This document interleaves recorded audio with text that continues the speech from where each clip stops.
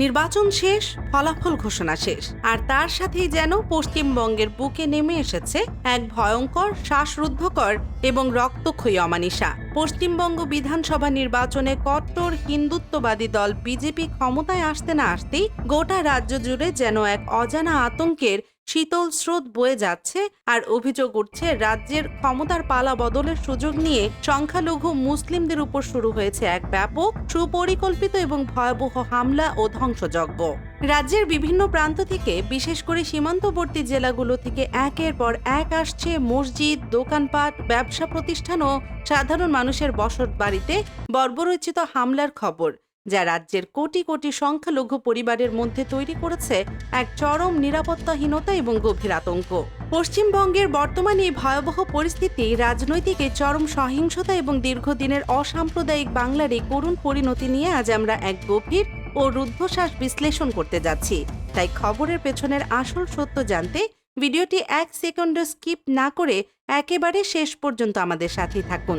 দর্শক, ইতিহাস হয়তো বারবার ফিরে আসে, আর সেই ফিরে আসা ইতিহাস যখন রক্ত আর আগুনের অক্ষরে লেখা হয়, তখন সাধারণ মানুষের নিয়তি হয়ে দাঁড়ায় কেবলই হাহাকার। একটু পেছনের দিকে তাকালে আমাদের চোখের সামনে ভেসে ওঠে 2002 সালের ভারতের গুজরাট দাঙ্গার সেই ভয়াল এবং মর্মান্তিক স্মৃতি, যে দাঙ্গায় কয়েক হাজার নিরীহ মুসলিমকে অত্যন্ত নৃশংসভাবে হত্যা করা হয়েছিল। সে সময় বহু মানুষকে তাদের নিজ ভিটে মাটিতে জীবন্ত পুড়িয়ে মারার মতো ভয়াবহ এবং অমানবিক ঘটনাও পুরো বিশ্বের সামনে উন্মোচিত হয়েছিল। আর সেই লোমহর্ষক এবং মানবতা বিরোধী ঘটনার তৎকালীন মুখ্যমন্ত্রী নরেন্দ্র মোদীর প্রত্যক্ষ বা পরোক্ষ সম্পৃক্ততা নিয়ে দীর্ঘ 2 দশকেরও বেশি সময় ধরে পুরো ভারত জুড়ে এবং আন্তর্জাতিক অঙ্গনে এক বিশাল বিতর্ক চলে আসছে। আজ 2026 সালে এসে ঠিক এমন এক ভয়ঙ্কর ঐতিহাসিক পটভূমিতেই যখন বিধানসভা নির্বাচনে জয়ী হয়ে নরেন্দ্র মোদী এবং অমিত শাহের নেতৃত্বাধীন কট্টরপন্থী দল বিজেপি পশ্চিমবঙ্গের ক্ষমতার মসনদে বসেছে, ঠিক তার পরপরই রাজ্যের নানা প্রান্তে মুসলিমদের উপর এই পরিকল্পিত হামলা ও ধ্বংসযজ্ঞের অভিযোগ যেন এক অশনি সংকেত হয়ে দেখা দিয়েছে। জানা যায়, নির্বাচনের ফলাফল প্রকাশের পর থেকেই মুর্শিদাবাদ, মালদাহ, উত্তর দিনাজপুর এবং উত্তর 24 পরগনার মতো মুসলিম অধ্যুষিত এবং অত্যন্ত স্পর্শকাতর জেলাগুলোতে দাবানলের মতো উত্তেজনা ছড়িয়ে পড়ে। শুরুতে কিছু কিছু জায়গা থেকে নিরবিচ্ছিন্ন 2 দলের কর্মী সমর্থকদের মধ্যে রাজনৈতিক সংঘর্ষের খবর এলেও সময় গড়ানোর সাথে সাথে পরিস্থিতি এক চরম সাম্প্রদায়িক রূপ নিতে শুরু করে।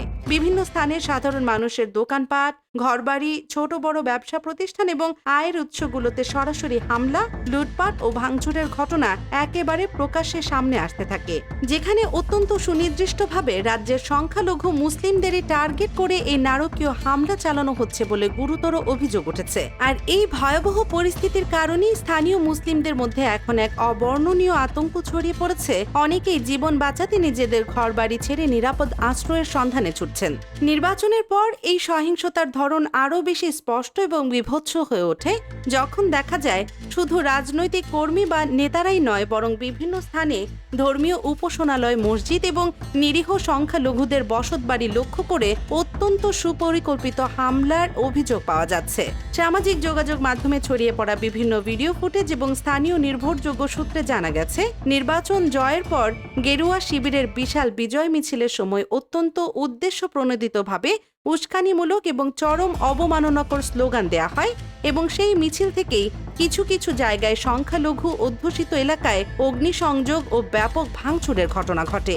এই ধরনের প্রকাশ্য এবং আগ্রাসী হামলার কারণে সংখ্যালঘুদের মধ্যে নিরাপত্তাহীনতা এখন এক চরম পর্যায়ে পৌঁছেছে। তারা বুঝতে পারছেন না এই অবস্থায় তাদের জীবনের নিরাপত্তা কে দেবে, কারণ যারা এতদিন তাদের ঢাল হয়ে দাঁড়িয়েছিল, সেই ধর্মনিরপেক্ষ শক্তি আজ ক্ষমতার বাইরে। একই সঙ্গে রাজনৈতিক সহিংসতার এই বিভীষিকাময় ঘটনাগুলোর মধ্যেও সংখ্যালঘুদেরই সবচেয়ে বড় লক্ষ্যবস্তু বা সফট টার্গেট করার যে অভিযোগ সামনে এসেছে, তা পুরো ভারতের গণতান্ত্রিক কাঠামোর জন্যই এক বিশাল প্রশ্নবোধক চিহ্ন তৈরি করেছে। বিভিন্ন এলাকায় বিরোধী রাজনৈতিক শিবিরের নেতা কর্মীদের উপর হামলার পাশাপাশি অত্যন্ত সুকৌশলে মুসলিম অধ্যুষিত এলাকাগুলোতে সবচেয়ে বেশি ভাঙচুর, লুটপাট এবং অগ্নিসংযোগের ঘটনা ঘটেছে বলে স্থানীয়রা কান্না জড়িত কণ্ঠে দাবি করেছেন। এতে করে সামগ্রিকভাবে পুরো সংখ্যালঘু জনগোষ্ঠীর মধ্যে যে ভয়, অনিশ্চয়তা এবং ট্রমার সৃষ্টি হয়েছে, তা হয়তো আগামী কয়েক দশকেও মুছে ফেলা সম্ভব হবে না। অন্যদিকে এই সহিংসতার ভয়াল থাবা শুধু যে গ্রাম বা মফস্বলের সীমান্তবর্তী জেলাগুলোতেই আটকে আছে তা নয়, বরং এর বিষাক্ত প্রভাব রাজ্যের বড় বড় মেট্রোপলিটন শহরগুলোতেও খুব দ্রুত ছড়িয়ে পড়েছে। রাজধানী কলকাতা, শিল্প শহর আসানসোল এবং হাওড়া সহ বিভিন্ন অত্যন্ত গুরুত্বপূর্ণ এবং জনবহুল এলাকায় একের পর এক সংঘর্ষের ঘটনায় রাজ্যের সার্বিক আইন শৃঙ্খলা পরিস্থিতির এক চরম এবং ভয়াবহ অবনতি ঘটেছে। রাজ্য জুড়ে কেন্দ্রীয় বাহিনী বা সেন্ট্রাল ফোর্সের বিপুল সংখ্যক সদস্য মোতায়েন থাকলেও সাধারণ মানুষের মধ্যে এই আতঙ্ক পুরোপুরি কাটছে না, বরং অনেক ক্ষেত্রেই অভিযোগ উঠছে যে কেন্দ্রীয় বাহিনী নীরব দর্শকের ভূমিকা পালন করছে অথবা তারা পরিস্থিতি নিয়ন্ত্রণে আনতে চরমভাবে ব্যর্থ হচ্ছে। বিশেষ করে সংখ্যালঘুদের মধ্যে এই নিরাপত্তাহীনতা এখন আরো বেশি স্পষ্ট হয়ে উঠেছে, কারণ তারা মনে করছেন যে রাষ্ট্রযন্ত্র এখন তাদের সুরক্ষার বদলে আক্রমণকারীদেরই পরোক্ষভাবে ইন্ধন যোগাচ্ছে। সার্বিকভাবে নির্বাচন পরবর্তী এই ভয়াবহ সহিংসতা পশ্চিমবঙ্গের দীর্ঘদিনের অসাম্প্রদায়িক এবং সম্প্রীতির পরিস্থিতিকে নতুন করে এক চরম অস্থিতিশীলতার দিকে ঠেলে দিয়েছে। যে বাংলা একসময় পুরো ভারতকে প্রগতিশীলতা এবং ধর্মনিরপেক্ষতার পথ দেখাতো, যে বাংলার মাটিতে হিন্দু মুসলিম কাঁধে কাঁধ মিলিয়ে ব্রিটিশদের বিরুদ্ধে লড়াই করেছিল, আজ সেই বাংলার মাটিতেই রাজনৈতিক ক্ষমতার পালা বদলের কারণে এমন এক বিভাজনের বীজ বপন করা হচ্ছে যা হয়তো আগামী দিনে এক ভয়ঙ্কর গৃহযুদ্ধের রূপ নিতে পারে। রাজনৈতিক বিশ্লেষকদের মতে বিজেপির এই বিজয় এবং তার পরপরই এই ধরনের সহিংসতা কোনো বিচ্ছিন্ন ঘটনা নয়, বরং এটি তাদের দীর্ঘদিনের রাজনৈতিক এজেন্ডারই একটি অংশ, যার মাধ্যমে তারা রাজ্যের ডেমোগ্রাফি বা জনসংখ্যার সমীকরণকে ভয় দেখিয়ে নিজেদের নিয়ন্ত্রণে রাখতে চায়। এই পরিস্থিতিতে প্রতিবেশী রাষ্ট্র হিসেবে বাংলাদেশের জন্য এক বিশাল উদ্বেগের কারণ তৈরি হয়েছে, কারণ পশ্চিমবঙ্গের এই রাজনৈতিক এবং সাম্প্রদায়িক অস্থিরতা যদি আরও দীর্ঘস্থায়ী হয় তবে তা সীমান্ত পাড়ি দিয়ে এক বিশাল মানবিক সংকটের জন্ম দিতে পারে। হাজার হাজার মানুষ যদি প্রাণভয়ে সীমান্ত অতিক্রম করার চেষ্টা করে তবে তা পুরো দক্ষিণ এশিয়ার ভূ রাজনীতি এবং নিরাপত্তার জন্য এক চরম হুমকি স্বরূপ হয়ে দাঁড়াবে। রাজ্যের নবনির্বাচিত সরকার কি পারবে এই ভয়াবহ সহিংসতা কঠোর হাতে দমন করে রাজ্যের সকল নাগরিকের সমান অধিকার এবং নিরাপত্তা নিশ্চিত করতে, নাকি তারা তাদের কট্টরপন্থী রাজনৈতিক আদর্শ বাস্তবায়নের জন্য রাজ্যের এই জ্বলন্ত পরিস্থিতিকে আরো বেশি ইন্ধন যোগাবে?